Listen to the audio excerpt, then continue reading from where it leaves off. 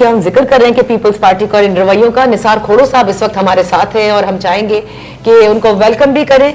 और वेलकम करने के बाद प्रेसिडेंट हैं सदर हैं सिंध के पाकिस्तान पीपल्स पार्टी के निसार खोड़ो साहब, बहुत शुक्रिया ज्वाइन करने का। हमारी इस ट्रांसमिशन में बड़े सवालात हैं हम सबके आपसे कि पाकिस्तान पीपल्स पार्टी जो ऑफर इस वक्त नवाज शरीफ साहब ने तकरीर में की कि वो चाहते हैं कि एक ऐसा सेटअप बने, सब हार्मनी में रहे, मिलकर पाकिस्तान को खुशहाल पाकिस्तान के लिए आगे लेकर चले, तो क्या पाकिस्तान पीपल्स पार्टी जो है वो भी इससे मुत्तफिक है और वो भी ये समझती है कि हाँ नून लीग के साथ बैठा जा सकता है और एक सेटअप बनाया जा सकता है?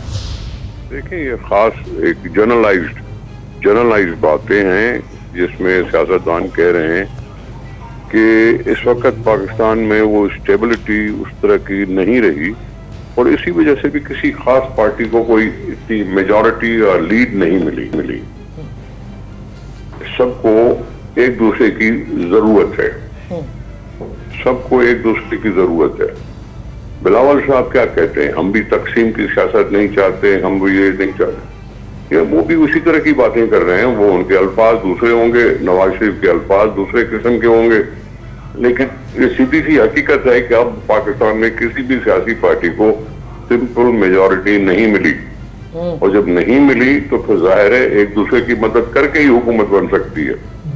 सही, तो इसका मतलब ये है कि पाकिस्तान पीपल्स पार्टी को पीएमएलएन के साथ हुकूमत बनाने में कोई कबाहत नहीं है। और मेरे साथी अंकल भी कुछ ना कुछ सवाल जरूर करना लेकिन मैं गौर साहब ये जानना चाहूंगा कि नवाज शरीफ साहब का जुमला ये भी था कि आओ सब मिलकर चले, तो ये सब में क्या जो इंडिपेंडेंट इमरान खान साहब की मैत याफ्ता जो लोग जीते हैं वो भी शामिल हैं? और हमने तो देखा है कि माजी में जरदारी साहब हमेशा इनिशिएटिव लेते थे, पहल करते थे राब्तों में, तो अगर ये एक इंक्लूसिव अप्रोच के साथ आगे बढ़ना है तो कोई ये भी हो सकता है कि पीपल्स पार्टी ये इनिशिएटिव भी ले कि तहरीक इंसाफ के लोगों को एंगेज किया जाए, उनको भी सारे प्रोसेस में शामिल किया जाए? देखिए sir ji, on the face of it वो हैं सारे इंडिपेंडेंट, वो पार्टी के नहीं है। अब अगर पार्टी के होते तो फिर इमरान खान को ये बयान देने की जरूरत नहीं थी कि इन इंडिपेंडेंट को वोट मत दो। उसने पहले ऐसा कोई बयान दिया था। वो अगर वो जीत के आ भी गए हैं तो एज इंडिपेंडेंट कैंडिडेट जीते हैं।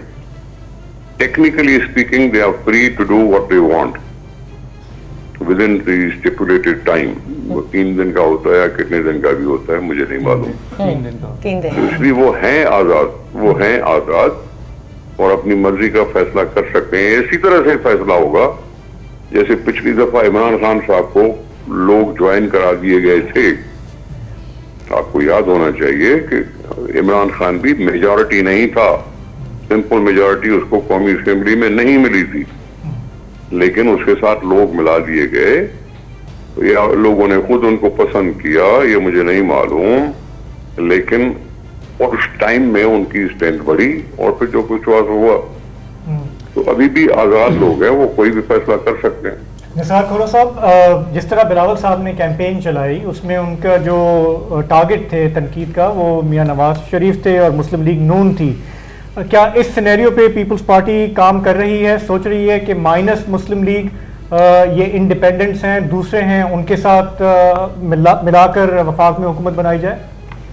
जब ये फ्लूइड सिचुएशन हो तो ये वक्त से पहले का सवाल है, वक्त से पहले का सवाल है। मैं समझता हूँ इसके लिए थोड़ा सा इंतजार करो, इतनी एक्साइटमेंट में ना हो। मुश्किल से तो खुदा करके तो इलेक्शन हुई है। नहीं देखिए, अगर हम ये बात कर सकते हैं कि मुस्लिम लीग नवाज और पीपल्स पार्टी अब टॉक्स में जा रहे हैं तो ये इतना इनकंसीवेबल भी नहीं है और इतना प्री मैच्योर भी नहीं है कि बाकी ऑप्शंस जो हैं आपके पास मौजूद हैं या नहीं है? मैं इसके लिए जवाब हो सकता है ना दे सकूं क्योंकि बता देंगे, जवाब नहीं है तो ठीक है। बिल्कुल खोड़ो साहब, आपने कहा टेक्निकली तो ये आजाद उम्मीदवार पीटीआई के नहीं है, लेकिन मॉरली जो इंडिपेंडेंट कैंडिडेट्स पीटीआई से मुंसलिक थे और उनको आवाम ने वोट डाला, कॉन्स्टिट्यूशनल जो लिमिट होती है इलेक्शंस की उसके बहुत अरसे बाद काफी इंतजार के बाद लोगों को ये वोट डालने का मौका मिला, तो आप नहीं समझते कि लोगों का मजीद एतमाद कमजोर होगा अगर इस किस्म की चीजें हुई जिनको वो वफादारियां तब्दील करना कहते हैं और इंडिपेंडेंस को खरीदना कहते हैं और अपना मैंडेट चोरी होना कहते हैं। ये मैं स्पेसिफिक इंडिपेंडेंट कैंडिडेट्स जो पीटीआई से मुंसलिक हैं और जीते हैं उनसे अगर आपके कोई राब्ते होते हैं तो इस हवाले से मॉरलिटी का ख्याल रखेंगे आप लोग? टेक्निकलिटी का तो इतना प्रॉब्लम नहीं है। मोरालिटी का ख्याल रखना है तो फिर मैंने कब इमरान खान को रोका था पार्टी के इलेक्शन कराने से? उसको तो 2 साल से कहा हुआ था पार्टी के इलेक्शन कराओ, पार्टी के इलेक्शन कराओ।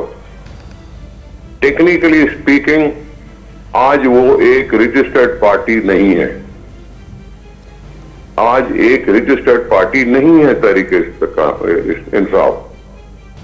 तो फिर उनको रोका किसने था? बैक रूम में उनसे छीनी गई उनकी अपनी गलतियों की वजह से। अभी भी रजिस्टर्ड खोड़ो साहब, इसका मतलब है कि माजी में जब पीपल्स पार्टी के साथ ऐसा हुआ था तो ठीक हुआ था, बड़ा दुरुस्त हुआ था। कैसे ही होना चाहिए, जब टेक्निकली आप कहीं गलत होते हैं तो आपके साथ ऐसे ही होना चाहिए।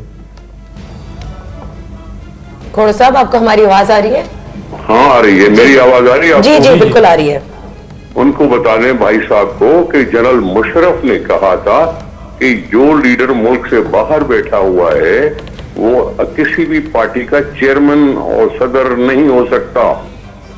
हमने उस वक्त फैसला किया था कि हमने बेनजीर से तो हाथ उठाना नहीं था, हमें तो बेनजीर चाहिए ही चाहिए थी। उस वक्त पीपल्स पार्टी अनरजिस्टर्ड हो गई थी, हमने पीपल्स पार्टी पार्लियामेंटेरियन बना दी, जिसको रजिस्टर करवाया और इलेक्शन उसके प्लेटफॉर्म से लड़े और उसी बुनियाद पर हम आगे बढ़े। ये तो मुशर्रफ से पूछे ना कि उसने अच्छा किया था कि नहीं किया था। जो मुल्क से बाहर बैठा हुआ है पार्टी का सदर नहीं हो सकता क्योंकि उसने मौका देखा कि नवाज शरीफ भी नहीं है, बेनजीर भी नहीं है। ऑलराइट, ठीक है खोड़ो साहब, thank you so much for being with us.